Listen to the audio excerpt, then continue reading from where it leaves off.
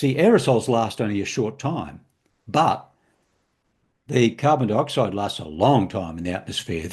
Therefore, if we reduce the aerosols like we're doing, we reduce the aerosols, we're now exposing all of the carbon dioxide warming. So this is this is I'll get to that in a minute. So the data, as I alluded to before, the data that this work is based on is the global carbon budget. It's published record estimates of gross and net land carbon. In other words, up until now, we've been taking the net emissions from deforestation, whereas fossil fuels are accounting for the gross emissions. So if we do them equitably, we measure gross. Therefore, it's been, and that's, we know that now. There is data that estimates the gross emissions from land clearing. And we also use effective radiative forcing, which is the latest measure of global warming by each gas. And that was from the last assessment. So this is the result of that work. This is the effective radiative forcing of each of these sectors. And on the left, we see that agriculture has produced most of the effective radiative forcing. 60% of the global warming ERF was from agriculture. Forestry, 10%, waste, 7%. They're bigger than they should be. Fossil fuels, 18%. Industry, 5%, right? So up until now, fossil fuels have only produced 18% of global warming, and agriculture. So agriculture has produced 3 times more warming than fossil fuels. In fact, animal agriculture has produced 3 times more warming than fossil fuels. So if you look at the temperature change, we can now estimate that. The models estimate that as well. The temperature change caused by agriculture is 3/4 of a degree centigrade.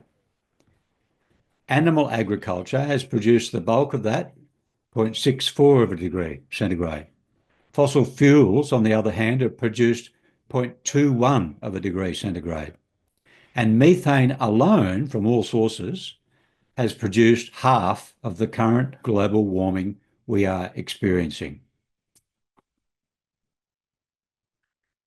So this study, this work, also, not only does it expose the full emissions, it also exposes the full drawdown by vegetation, which has been, through net accounting, it's been largely hidden. And this natural carbon capture and storage has stored, since 1750, it's stored thousands of billions of tons of carbon dioxide, been locked up, not cycled. This is what's locked up in the biosphere. So 3/4 of all carbon emissions since 1750 have been locked up. 3/4 have been locked up in the biosphere and oceans. And in recent decades, in the last decade, since 2011, 2/3 of all the carbon emissions. See, we're falling behind. Carbon emissions are going through the roof, and nature is trying its best to soak up all this extra carbon, but it's falling behind. But still, even still, we're still drawing down 2/3 of all carbon emissions since in the last 2 decades. So this is the solution. This is the fix for global warming. Rewilding pastures can draw down hundreds of gigatons of carbon. And if you look at that in carbon dioxide terms, it's most of what excess lies in the atmosphere right now. So we can actually, if we changed our land use, right? If that 40% of the land that we now devote to animal agriculture, if we were to rewild that area. And we don't have to do much to do that. We just need to keep the animals out. If we did that, we could draw down all of the excess or most of the excess that's now in the atmosphere.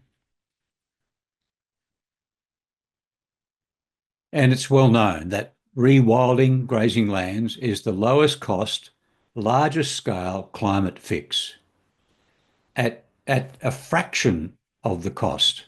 If we all went vegan, we'd save 80% of the mitigation cost for climate change, and climate change would reverse.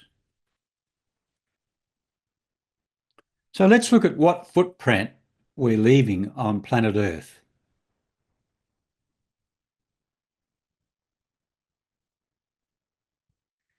Animal agriculture, now that we know that animal agriculture is the leading cause of climate change, we know that animal agriculture is the main reason why we have these over-tipping of thresholds. A lot of it is due to ice and snow tipping points. Some is due for Amazon, for example. We're at a point now where the deforestation has reached a critical point. See, the Amazon is an ecosystem that sustains itself. The river in the sky that flows upstream waters the Amazon, which then flows downstream. It's a circle, and it's now faltering. In the last decade, we've had droughts in the Amazon. So, in other words, this major water circulation is changing. Now, if that were to reach a tipping point, which the experts say is imminent, then most of the Amazon would revert to savanna. That rainforest would disappear. Coral reefs are dying because of the acidification of the ocean. Droughts, extreme weather is common. But the face of climate change is climate refugees.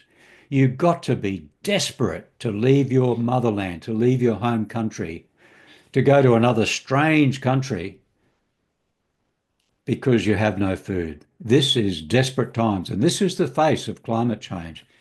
It's the immigration. It's just tragic.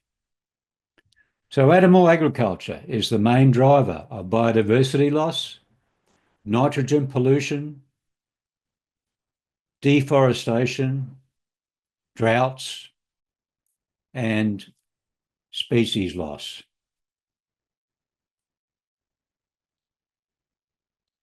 The conclusion of this work is that life could be abundant if we stopped eating animals. We could, on a grand scale, we could turn 40% of the planet back to nature. And as the wild robot says, sometimes to survive, we must be more than we were programmed to be.